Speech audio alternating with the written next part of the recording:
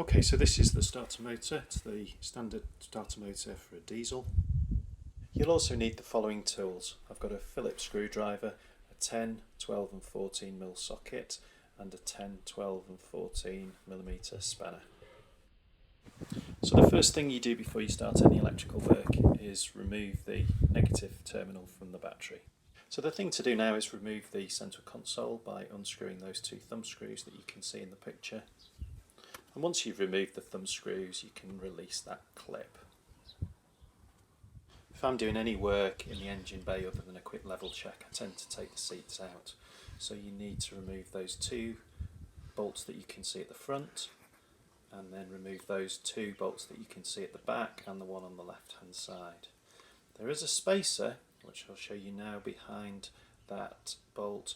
Make sure that you don't lose that. And there's this electrical connector underneath the seat which you want to make sure you've detached before pulling the seat out.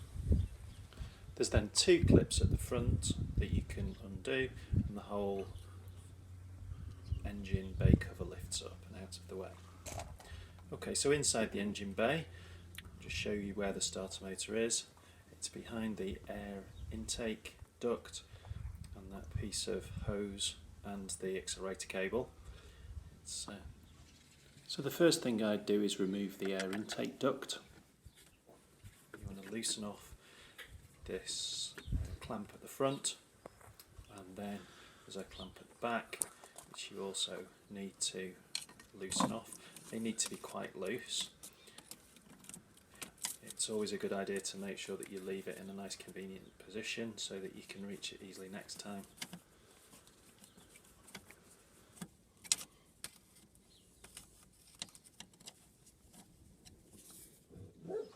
And then if you locate the clips which hold the air intake over the air filter, you can then remove that entire piece.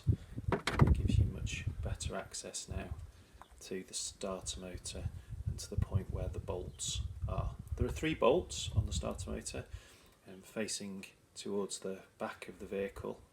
Underneath the starter motor you can see where the electrical connections are made. There's a large one behind this rubber cover which you need to pull down and out of the way. This exposes a 12mm nut, and then just behind the water hose there is also a small spade connector. You need to just push a little nodule on the clip to release that.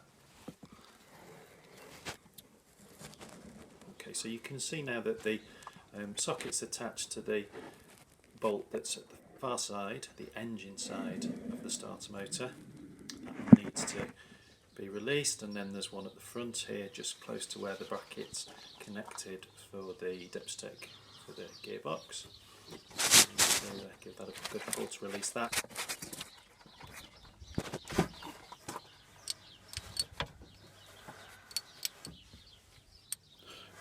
So the third one's about 3 inches below that. Once you've undone the 3 and pulled the bolts out, the starter motor will just become loose. So putting it back together is simply the reverse of the process. I hope that's given you the confidence to give it a try, and I hope you'll come back and check out some of my other videos in the future.